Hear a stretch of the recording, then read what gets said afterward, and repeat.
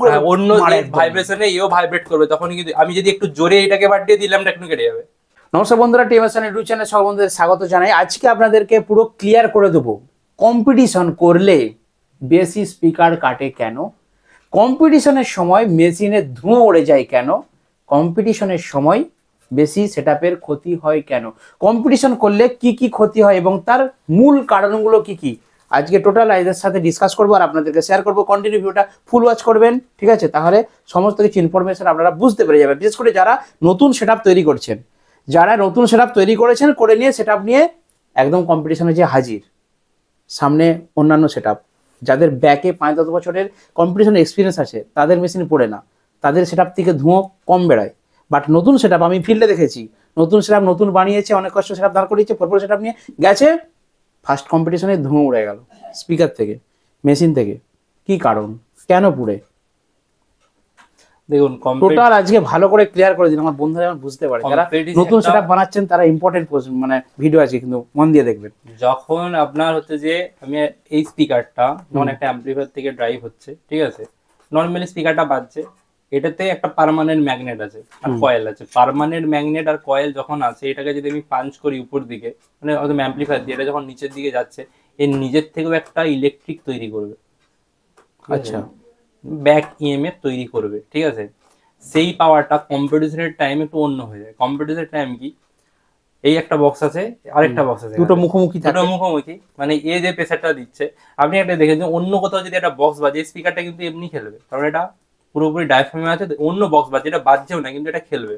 আচ্ছা, এটা খেলবে, এটা খেলা মানে এই একটা ইলেকট্রিক, মানে তার কম্পনে অপোজিটে যে সেটআপটা থাকবে, হয়তো এটা বন্ধ আছে, বন্ধ আছে, কিন্তু এটা কিন্তু ইলেকট্রিক তৈরি করছে। কম্পিটিশনের টাইম এই একটা প্রবলেম হয় যে আপনার বক্স তো বাজছেই, মানে এই স্পিকারটা আপনার অ্যাম্পলিফায়ারের পাওয়ার তো নিচ্ছেই, প্লাস অন্য যে বক্সটা বাজছে তার ভাইব্রেশনের জন্য স্পিকারটা খেলছে, সেই পাওয়ারটা আবার ব্যাকে অ্যাম্পলিফায়ারকেও যাচ্ছে।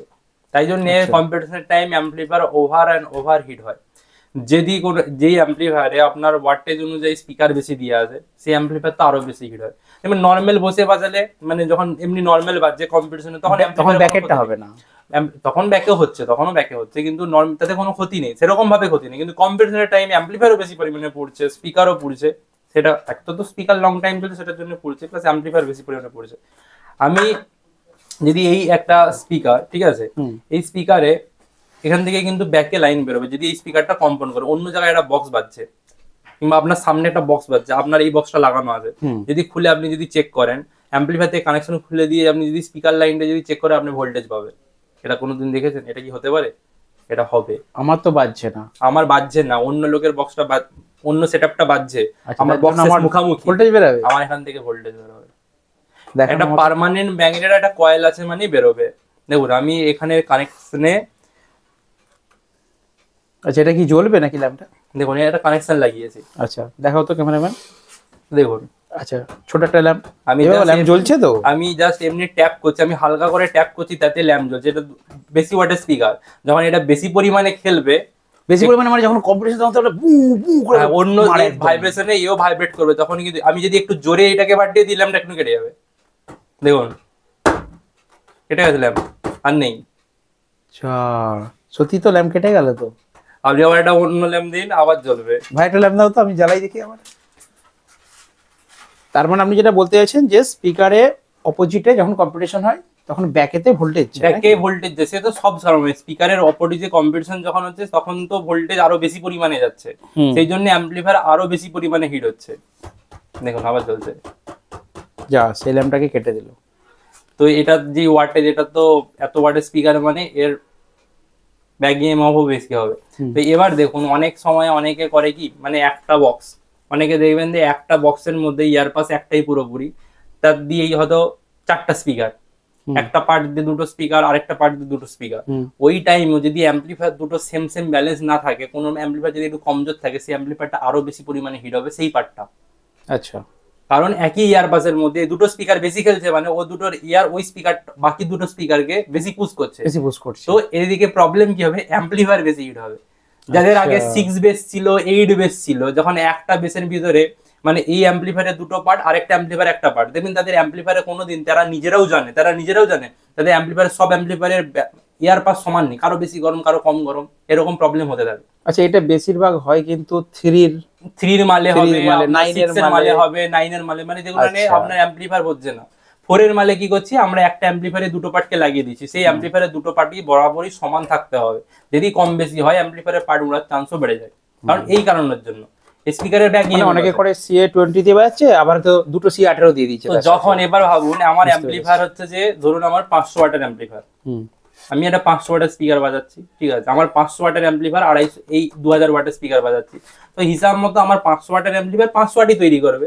আমি যাতে 500 ওয়াটের স্পিকার লাগাই কি 2500 ওয়াটের স্পিকার লাগাই, অ্যাম্পলিফায়ার কেন গরম হবে? তার মানে কারণটা কিসের জন্য? আমি যখন বেশি ওয়াটের স্পিকার লাগাচ্ছি আর ব্যাক ইএমএফ এর জন্য অ্যাম্পলিফায়ার বেশি পরিমাণে গরম হচ্ছে। আচ্ছা, 500 ওয়াটের স্পিকারে ব্যাক ইএমএফ কম হবে, এর ব্যাক ইএমএফ বেশি হবে, সেই জন্য অ্যাম্পলিফায়ার বুঝতে পারছে যে বেশি ওয়াট লাগিয়েছে, ঠিক আছে, ব্যাকে ভোল্টেজটা বেশি আসছে, সেই জন্য গরম হচ্ছে।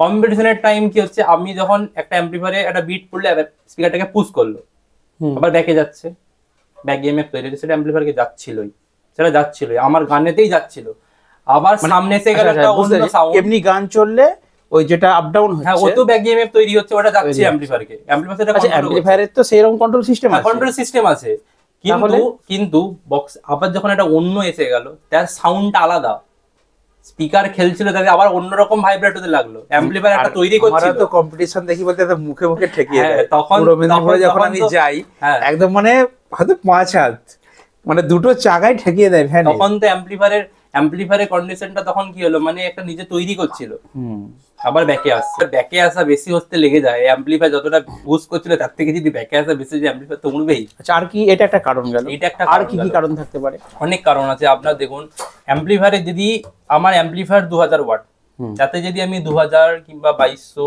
কিংবা 1800 এরকম যদি আমি স্পিকার লাগিয়ে রাখি, তাহলে অ্যাম্পলিফায়ারের ক্ষমতা আছে ব্যাক ইএমএফ কে ঝালা, ক্ষমতা আছে অ্যাম্পলিফায়ারের ওয়াটেজ সেই অনুযায়ী ব্যাক ইএমএফ কে সে খুব ভালোভাবে ঝেলতে পারে।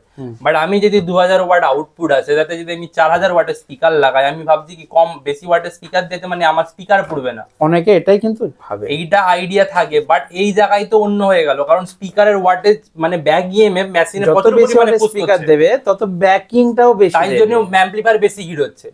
আমার 4 ohms লোড দেওয়া হচ্ছে, আমার 4 ohms 1000 ওয়াট লোড দিচ্ছি, 4 ohms 2000 দিচ্ছি, 4 ohms 3000 দিচ্ছি, তাহলে মেশিনের 4 ohms 2000 বের করার দরকার, সেটা বের করবে। আমি যত ওয়াটের স্পিকার লাগাই 3000 ওয়াটের দিতে, মেশিন তো গরম হওয়ার কথা নয়, কারণ তার যতটা বের করারই ততটাই বের করবে। কেন গরম হচ্ছে বেশি ওয়াটের স্পিকার লাগালে? কারণ ব্যাক ইএমএফটা মেশিনে, আমি এমনি গান চালালেও তো আমার ব্যাকিংটা থাকে, সেটা তো কন্ট্রোল করছিলই, বসে যখন বাজছে তখন আপনার অ্যাম্পলিফায়ার বেশি ওয়াটের স্পিকার থাকার জন্য বাজাচ্ছে, কিন্তু যখন কম্পিটিশনে পড়ে যাচ্ছে সেই ব্যাক ইএমএফটা প্রচুর পরিমাণে তো বেশি হয়ে যাচ্ছে, কারণ অন্য বক্সের কারণের তুলনায়, সেজন্য অ্যাম্পলিফায়ার পুরার চান্স অনেকটা বেশি হয়ে যায়।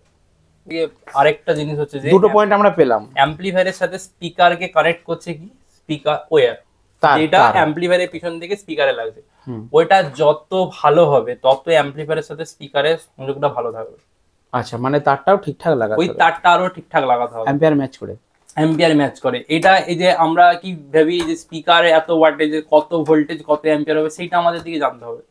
আচ্ছা, একটা স্পিকারে অ্যাম্পিয়ারটা মেপে অ্যাম্পিয়ারটা কত হতে পারে, আমি 4 ohms 4000 ওয়াটের স্পিকার লাগালাম, তার অ্যাম্পিয়ার কত? আচ্ছা, এটা নিয়ে আমরা একটা নেক্সট ভিডিও দেব, সেইটা সেই হিসাবে আপনাকে তারগুলো লাগাতে হবে। আচ্ছা, আমরা এটা নিয়ে একটা আলাদা পার্ট ভিডিও বানিয়ে নিচ্ছি যে কত স্পিকার কত মেশিনে কি রকম তার লাগাবে। এবার আপনার যদি এই হয়তো 4000 ওয়াটের অ্যাম্পলিফায়ার, 4000 ওয়াটের স্পিকার, আপনি যদি 4000 ওয়াটের অ্যাম্পলিফায়ার ম্যাচ করিয়ে দেন, তাহলে কি অ্যাম্পলিফায়ারের ক্ষমতা আছে ব্যাক ইএমএফ কে চালার, ঠিক আছে? মানে প্রবলেমটা কোথায়? অ্যাম্পলিফায়ার তো দিচ্ছে, স্পিকারের দিকে ব্যাকে দিচ্ছে, যখন দুজনে দিচ্ছিল অ্যাম্পলিফায়ার যখন বেশি দিচ্ছিল তখন ঠিক ছিল, যখন স্পিকারের ব্যাকে দিয়ে বেশি গেল তখন তো যুদ্ধ লেগে গেল।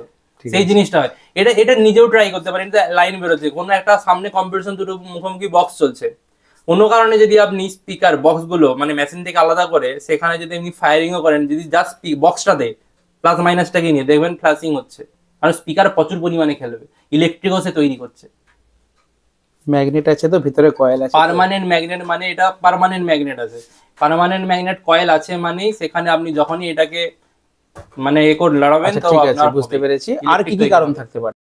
অনেকে ধরুন কম ওয়াটের স্পিকার, সেজন্য আমার বেশি ওয়াটের স্পিকার আছে, আমি ক্লিপ তুলে বাজাবো, সেক্ষেত্রে তো আমার ক্লিপ তুললে অ্যাম্পলিফায়ার, দেখুন ক্লিপ যে সিগন্যালটা লেখা আছে ক্লিপ, অনেকের লেখা থাকে লিমিট, অনেকের লেখা থাকে ক্লিপ। ক্লিপ মানে হচ্ছে কি অ্যাম্পলিফায়ারের যতটা ক্ষমতা তার বাইরে আপনি যাচ্ছেন, ক্লিপ হচ্ছে, মানে অ্যাম্পলিফায়ার এসি বের করছিল, ঠিক আছে, আপনি ক্লিপে যাচ্ছেন মানে অ্যাম্পলিফায়ার তখন ডিসি স্টার্টিং করবে বের করবে, ঠিক আছে। আপনি যখন বরাবর ক্লিপ তুলে বাজিয়েই যাচ্ছেন, ক্লিপ তুলে কিন্তু লিমিটার অন থাকে, একটা জায়গায় লিমিটার অন করে ক্লিপ তুলে কিন্তু না অসুবিধা নেই, তাতেও অসুবিধা আছে। ক্লিপ তুলছেন মানে প্রবলেম আছে। ক্লিপ যখন তুলছেন অ্যাম্পলিফায়ারটা কি করছে, কয়েলটাকে কালো করছে।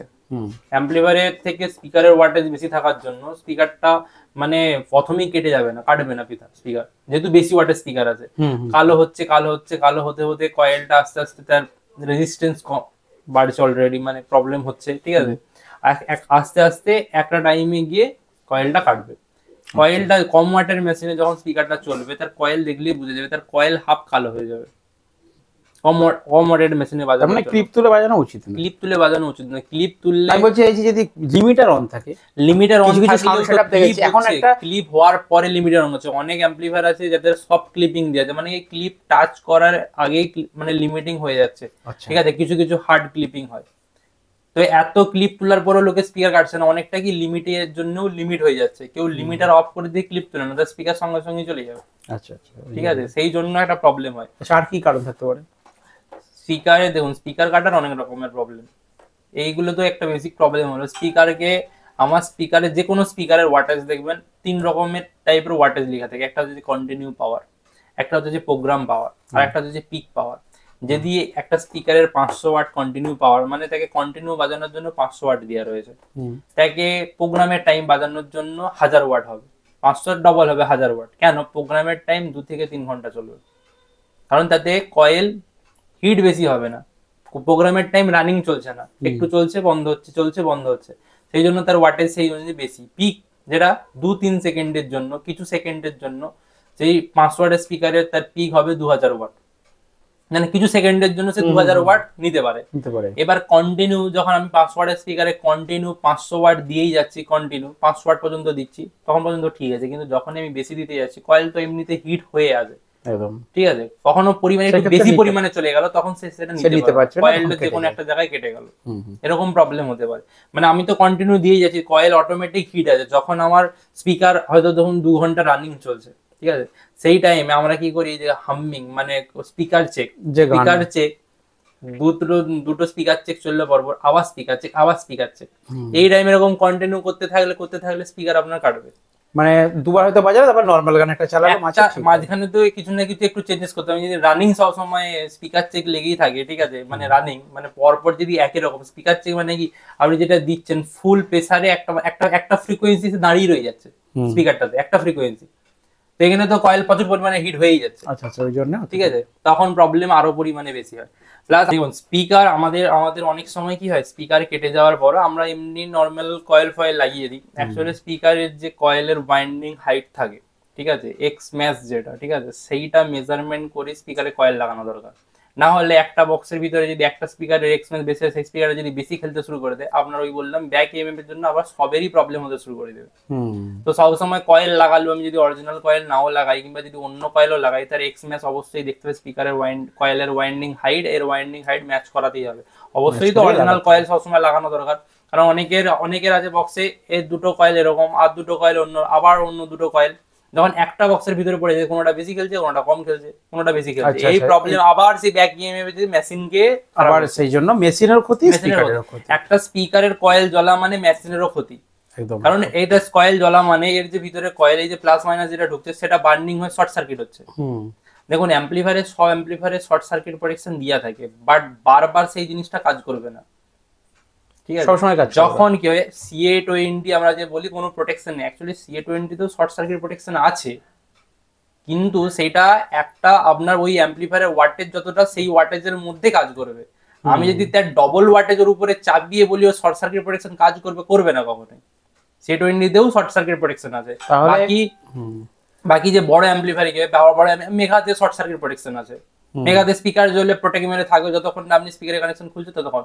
কিন্তু এই প্রোটেকশন যে কোনো অ্যাম্পলিফায়ার, সব অ্যাম্পলিফায়ার আছে, কিন্তু এই প্রোটেকশন এই নয় যে আপনাকে বারবার করা থেকে আপনাকে নিজেকেই বাঁচাতে হবে, ঠিক আছে। আগে অ্যাম্পলিফায়ার চেক করে নিতে হবে, স্পিকার জ্বলেছে অ্যাম্পলিফায়ারটাকে আমাকে আগে স্পিকার লাগানোর আগে চেক করে নিতে হবে, দেখে নিতে হবে। CA20 তো আপনাকে আমি শর্ট সার্কিট করে দেখিয়ে দেবো, ওতেও প্রোটেকশন আছে, বাট ওতে যদি আমি ডবল স্পিকার মানে ওভার স্পিকার লাগিয়ে যদি সেটা করি, সেট প্রোটেকশন কাজ করবে না, সেট প্রোটেকশন ফেল হবেই। ঠিক আছে, তাহলে যারা কম্পিটিশন করবে যে কোনো অ্যাম্পলিফায়ার, আপনি স্পিকার যেটা চালাচ্ছেন তার সাথে অ্যাম্পলিফায়ারের ওয়াটেজও সেই অনুযায়ী রাখতে হবে, অ্যাম্পলিফায়ার দেখতে হবে, তবে আপনার হচ্ছে যে সমস্ত কিছু অ্যাম্পলিফায়ারও বেটার থাকবে। আর যাদের মানে পুরো টুরে চাই তাদেরকে কিন্তু চেক করে নিতে হবে অ্যাম্পলিফায়ার। হ্যাঁ, অ্যাম্পলিফায়ার অবশ্যই একটা স্পিকার জ্বলেছে, কোনো আগের ফিল্ডে তো স্পিকার জ্বলেছে, দেখুন অ্যাম্পলিফায়ারে বেশি প্রবলেম হচ্ছে C20 তে, একটু ওভার ওয়াটের স্পিকার চলে, ঠিক আছে, কোনো স্পিকার পড়লে যে শর্ট সার্কিট হলে অ্যাম্পলিফায়ারে কিন্তু উড়ে না সবসময়, ক্লিপ কম বেশি হয়ে রয়ে যায়। আচ্ছা, ওর যে ওসিপি সার্কিট, ঠিক আছে, সেইটা শর্ট হয়ে যাওয়ার জন্য ক্লিপ কম বেশি হয়ে যায়, অ্যাম্পলিফায়ার উড়ে না। অ্যাম্পলিফায়ার কখন উড়ে, খুব হয়তো ওভার টেম্পারেচার হয়ে আছে অ্যাম্পলিফায়ার, ওভার টেম্পারেচার, ঠিক আছে, তখন শর্ট সার্কিট হওয়া মানে তো ওভার কারেন্ট পাস হলো, সেই টাইমটা ট্রানজিস্টর বান হয়ে যায়। কারণ আমরা তো অ্যাম্পলিফায়ারে ওভার চালাচ্ছি, আমি যদি 1000 ওয়াট করে যে স্পিকার, আমার 1000 ওয়াট AES স্পিকার দুটো 4 ohms আমি লাগাবো C20 তে, আমি বাজান, ঠিক আছে, তখন কোনো ক্ষতি হবে না। অ্যাম্পলিফায়ার যদি স্পিকারটাকে পুরানোর ক্ষমতা রাখে, তার মানে কি অ্যাম্পলিফায়ারটা ঠিকঠাক প্রেসার স্পিকারকে দিচ্ছে। আমি তো এতে পুরো প্রেসার দিচ্ছিই না যতটা দেওয়া দরকার, আমি তো কম দিয়ে একে বাজিয়ে অ্যাম্পলিফায়ারকে গরম করে ছেড়ে দিচ্ছি, ঠিক আছে, সেই অনুযায়ী। দেখুন, যারা কম্পিটিশন করছেন, আমার কিছু কিছু যে জিনিসগুলো আপনাদের জানানো দরকার সেই হিসাবে আমি জানালাম। আমি অনেকে বলে অ্যাম্পলিফায়ারের ভোল্টেজ বেশি কম বেশি, সেটার জন্য আমি একটা ভিডিও করবো, কোন অ্যাম্পলিফায়ারে কত ভোল্টেজ বেরোবে, কত অ্যাম্পিয়ার দরকার। এই স্পিকারটা চালানোর জন্য আপনার 4000 ওয়াটের স্পিকার 4 ohms চলছে, কত তার লাগবে সেটা জানার জন্য, কত তার লাগবে তার মানে আমাকে জানতে হবে কত কারেন্ট পাস হবে, কত অ্যাম্পিয়ার যাবে, সেইটাও আমি একটা ক্যালকুলেশন আপনাদের দিকে দেখিয়ে দেবো। আর অনেকে বলছে অ্যাম্পলিফায়ারের বেশি ভোল্টেজ বেরোচ্ছে, ভোল্টেজ অ্যাম্পলিফায়ার ওয়াটেজ বাড়ছে মানে ভোল্টেজ অ্যাম্পিয়ারও বাড়বে, তবেই তো ওয়াটেজটা বেড়েছে, সেটা কতটা হবে সেটাও আমি দেখিয়ে দেবো। ঠিক আছে, নেক্সট একটা দাদার কাছ থেকে ভিডিও বানিয়ে আপনাদেরকে শেয়ার করব। তো চলুন, যারা কম্পিটিশন করবেন মানে নিশ্চিন্তে করুন, কিন্তু কিছু কিছু রুলস মেনে এবং কিছু কিছু চিন্তা ভাবনা ঠিকঠাক করে তবেই করুন। তো চলুন, আজকের কি কারণে বক্সের মেশিন এবং স্পিকার পুড়ে বা ক্ষতি হয় সেটা ডিসকাস করলাম। দেখা হওয়ার সাথে নেক্সট ভিডিওতে। নেক্সট ভিডিও যেটা দাদা বললেন, একটা ভিডিও বানাচ্ছি, পরে ভিডিওতে আপনার সাথে আলোচনা করবো।